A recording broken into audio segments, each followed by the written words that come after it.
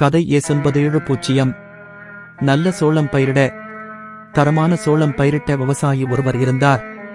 ஒவ்வொரு ஆண்டும் அவர் சிறந்த பயிரிடப்பட்ட சோளத்திற்கான விருதை வென்றார். ஒரு வருடம் ஒரு பத்திரிகை நிருபர் அவரை நேர்காணல் செய்தார்.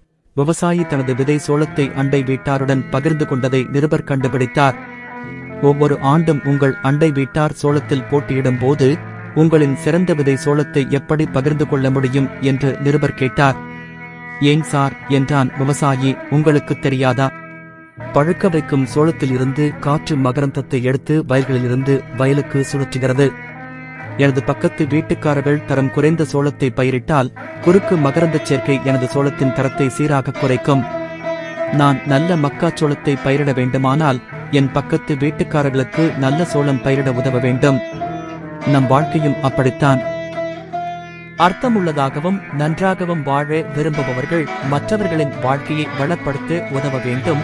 ஏனென்றால் ஒரு வாழ்க்கையின் மதிப்பு அது தொடும் வாழ்க்கையை கொண்டு அளவிடப்படுகிறது.